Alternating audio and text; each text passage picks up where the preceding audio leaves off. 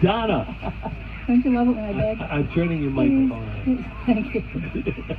Introduce to me your new best friend here. I haven't met her yet. What's your name, your best friend? I'm Kathleen Boivin. I'm with Kathleen? yeah. Pretty name.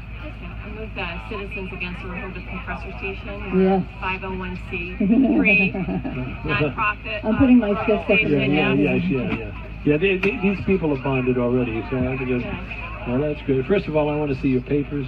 Well, I have a nice presentation here. You want to go? Just happen to have it. All right, Kathleen. Now tell us a little bit about what you're doing. We're a community group that's organized to fight against the proposed compressor station that would be sited in Rehoboth on the Rehoboth-Attleboro Seacock line. And we're concerned about, potential air, water, and noise pollution if this goes in. And is that especially bad for Rehoboth? Like, they don't have old town water; they have wells. Yes, we are only well water only town, and there's concerns about potential water contamination. This project would be part of Access Northeast, which would increase the flow of frac gas from the Marcellus Shale through the Algonquin pipeline, which runs through our communities by 35%. So we have also safety concerns too, because this is old infrastructure. The pipeline is over 60 years old.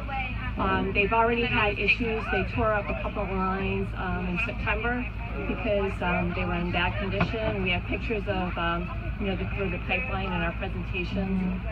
We have data from PHMSA, which is the government agency that oversees pipeline safety, and it was reorganized by the Pipeline Safety Trust, which is a nonprofit organization which fights for pipeline safety. And if you look at the data for that, it shows the number of incidents per miles of transmission pipeline, and it's what they call like a bathtub curve. So the older pipeline has a relatively high incident rate because it's older, it's been underground, susceptible to corrosion, and then the incident rate decreases as the pipeline becomes newer until you get to 2010s. They separated it by decade. In the 2010s, fracking really took off. Due to that process where the gas is, kind of unconventionally derived from the earth.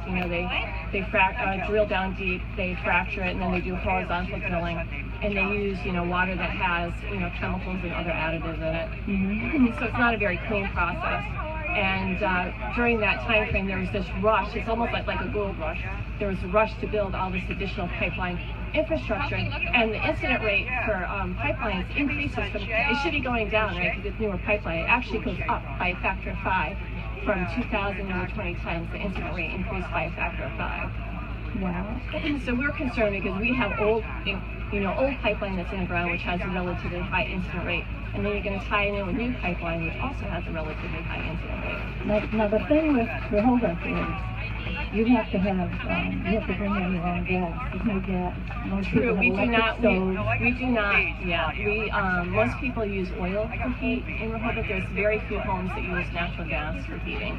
But we have the Algonquin pipeline runs through our community, but we almost don't use it at all. So you have it under your homes, under your pastures and everything, and you don't even get to use it. Right, Which is another thing. Have you seen the ad on TV with the man and woman are complaining about the electric bill? Yes, and how, let them build it, let them build the gas lines. Well, that's a huge misconception that we need additional gas, that our electric rates are going up because of lack of gas. We have more natural gas available to us now than we ever have. Our rates have gone up because of the way the forward capacity auctions work. The agency, ISO New England, they manage our power grid, and the way they run what's called a forward capacity auction every year in February to get secure power generation for 3 years out. So back in 3 years ago, forward capacity auction number 8, there was a net deficit for generation that was available, and that was due to Energy Capital Partners. They had purchased Brayton Point Power Plant, and a few weeks after the deal went through, they pulled it. They announced that they were going to close it, and they pulled it from that forward capacity auction. That created a net deficit for power generation. That caused the clearinghouse price for that auction to more than double versus the previous year. And then that's what we're paying for now at the increased rate. It has nothing to do with gas availability, it has everything to do with market manipulation. And people don't understand that. They see the higher rates and they think, oh, we don't have enough gas. If only we had more gas, our rates would be lower. We have more gas now than we ever did before. So that is a huge misconception. This project is all about export. They have overproduced in the Marcellus Shale. They have all this gas and they don't have enough places to send it.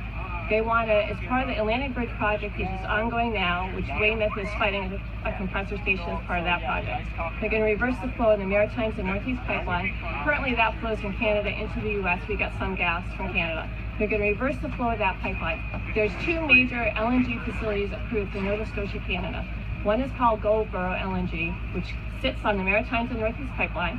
The other is Bearhead LNG, which is a little further north, which has approval to build a pipeline called the Bear Paw, which would connect it to the Maritimes and Northeast pipeline. This is all about export. This is all about getting that gas to Canada, liquefying it, and shipping it overseas to Europe and Asia. And in Europe and Asia, the price of gas is 50 to 100% higher than what it is here. So if they start to export, what's that going to do to our prices? That's only going to increase it more.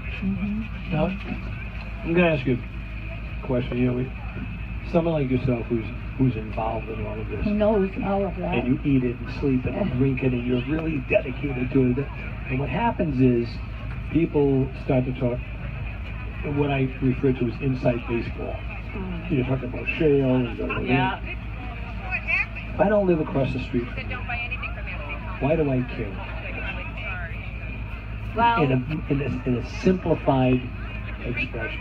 So that He lives in Rhode Island. Is it coming up through Rhode Island as well? yeah, I mean, Burrville would be impacted by this if Access Northeast goes through, because as part of that project, they would have the further expansion of that compressor station site. And they already had problems from 2015 when the AIM project went through. They had gone to an incremental market. Burrville's station has been in place since, I believe, like the mid-1950s.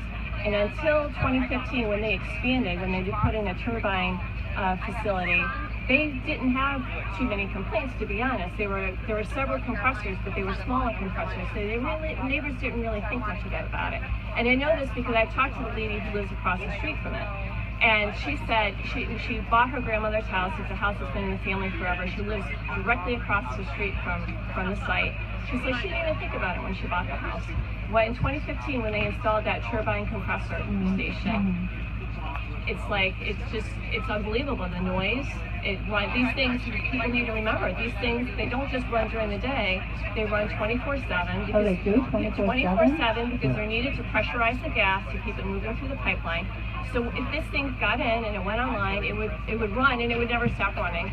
There's the the day-to-day noise, and people think, oh, noise, just a little nuisance. It's not. It's when you're exposed to constant noise like that, especially like the low-frequency noise, it impacts your health. There's studies that are out there that show that it impacts your health. It stresses the body. It causes a lot of issues.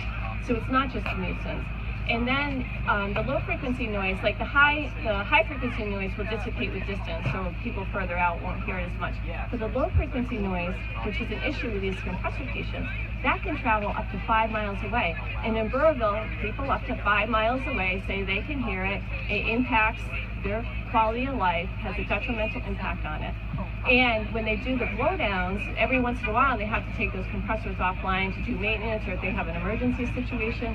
When they do a blowdown, they vent all that gas in the system into the atmosphere, and the sound of which is equated to a commercial jet airplane trying to land on your home. It's extremely loud.